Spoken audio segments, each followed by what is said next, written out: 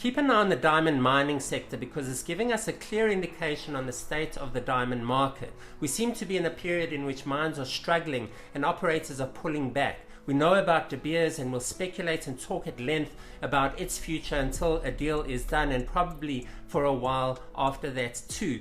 But we also learned last week that Lukapa Diamond Company is looking to divest from the Mathau mine in Lesotho, and recently Stornoway Diamonds announced the permanent closure of the Renard mine in Canada. We know also that the alluvial miners along the Orange River in South Africa are under tremendous pressure, with several already halting operations. So what's going on? The bottom line is that these operations cannot be sustained in a prolonged weak market, especially if they're the only asset in a company's portfolio with relatively low production.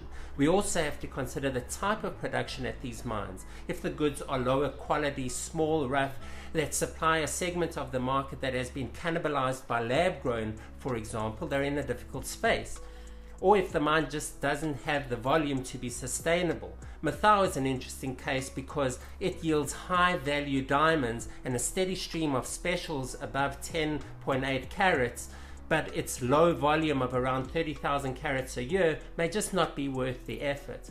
Then again, perhaps we just have to take Lukapa at its word when the company says that it wants to streamline its operations and focus on unlocking value at its high potential Lulo mine in Angola. I do believe though that these divestments reflect the stagnation in demand that we've seen in the past year and a half in the diamond market. With lower demand and a narrower range of goods that are being bought, some mines just don't make the grade at the moment, whereas they may have in the past. And this is something to consider in the exploration space too. It seems that the threshold for determining whether a project is economically viable to develop into a mine is rising.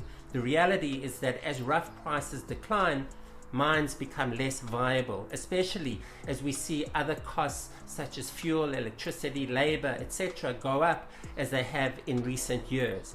I'm not sure what all this means for the bigger picture. Maybe the market simply requires fewer diamonds at this point in time. Perhaps it elevates the value of those who have viable production in place. Or mining companies need to think beyond their production to marketing, partnerships with manufacturers, wholesalers, retailers, etc. That hasn't always worked out so well in the past. It's a tough market at the moment for miners, and it's a curious time to be seeking investors. It'll be interesting to see these potential deals unfold, or if they do at all.